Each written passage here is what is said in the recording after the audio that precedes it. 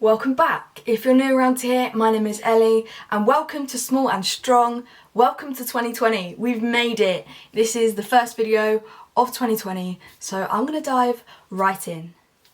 With it being a new year, that means people are starting their New Year's resolutions, and a very common resolution that gets made is to exercise more, to start working out, living a healthier lifestyle for yourself, and I'm here for that. So today I'm going to be talking to you about how you can adapt your workout as a wheelchair user. Now, I've trained at drama school where we did like 20 hours of exercise a week, and I used to spend a lot of time in the gym.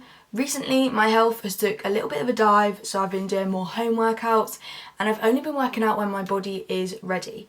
Now, that's not a lot, but when I do get a workout in, I try and get a good workout in. I try and do as much as efficiently as I can. So hopefully some of the things that I've learned can help you.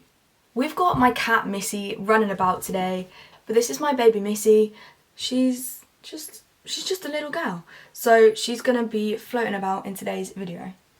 The first and most important thing for me to say is that you can work out. You may not work out as frequently or for as long as other people, but you will still benefit from it, and it's definitely worth putting into your life. I would say the two most important things to do are figure out how to adapt exercises and to adapt the equipment that you use. So I'm going to start off with adapting the equipment, because that's often a very daunting place to start, because when you go online and you're looking for home workout things, there are so many to choose from, and how are you meant to know what's best? Now, lucky for you, I've tried so many things, so I'm going to give a few little nuggets of wisdom. Hopefully that will help you. The best thing I bought for working out are resistance bands. I love them. I've got a set I got off Amazon. I'll probably have them linked down below, and they're really good. They also mean that I can do physiotherapy with them, because I've had a lot of exercises from my physio where we've used exercise bands when I'm there, then I've got home and I haven't had exercise bands. So that's been really helpful, and you can work yourself through your physio routine and add it into your workout. Resistance bands also mean that for people like me, you don't have to worry about having unstable joints while holding weights. When I'm struggling to hold a weight because my wrists are weak, I can put a resistance band and loop it around my forearms, and let's say I'm working out my back, I can pull sideways without having to worry about my wrists. I can do the same thing with my legs. I can totally eliminate the use of my knees, and I can just wrap it around my thighs, and that works really well for me.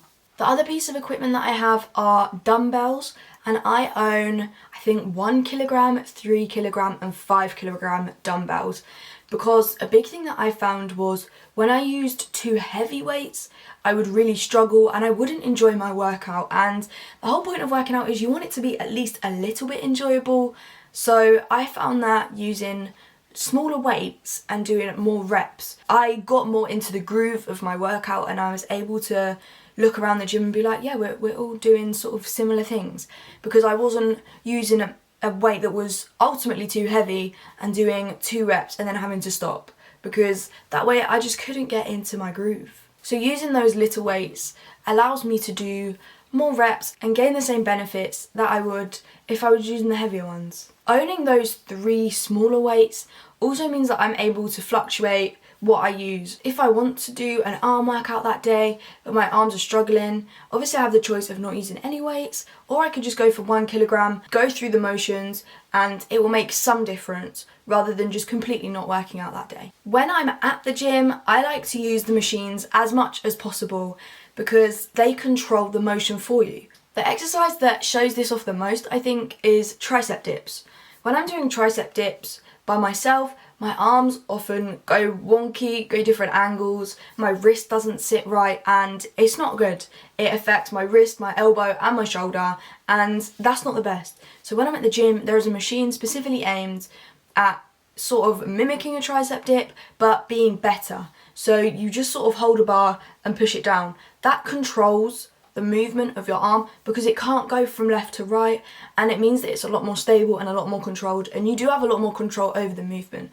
So if you're going to the gym, I recommend seeing what exercises you can do on their weighted machines, because there is a very high chance that when you're not having to control your arms moving sideways or your legs moving sideways, that you can do a lot more weight than you think you can. That is all I've got to say about equipment. If you have any other suggestions, leave them in the comment down below or head over to my Instagram and let me know on there. But now I'm going to move on to adapting exercises. Now in the past, I have completely not tried to adapt the exercises.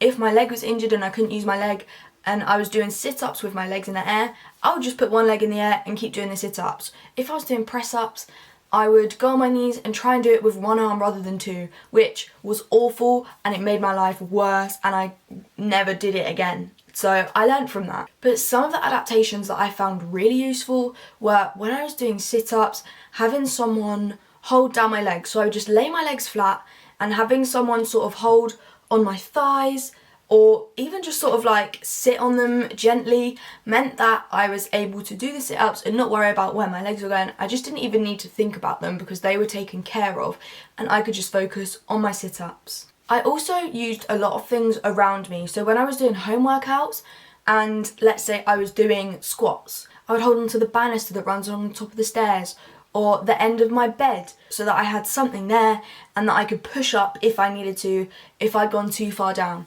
It's just a safety thing and that was really helpful. The other one I use a lot is press-ups. I often go on my knees for press-ups because then I'm not using as much of my legs, like trying to hold them up, and I don't have to worry about that. Or I just completely leave my legs flat on the floor and I'm just pushing up. If you tighten your core, then you're still doing the up and down movement with the top of your body and you're not thinking about your legs. If there's any other exercises that you enjoy that you want me to help you adapt or figure out, feel free to head over to my Instagram and message on there and we can come up with something. I would argue that the most important thing I learned is stretching after I work out. I stretch like nobody's business because my muscles get so tight when I work out and the recovery period for me is quite long. So I always like to make sure that I fit in even just a 10-minute stretch after I work out. There are so many stretch tutorials on YouTube. You can follow any one of them. Just find one that works for you. That is all I've got to say about exercise. I hope you get into it, I hope you enjoy it, and I hope you carry this with you throughout the year and hopefully in the future.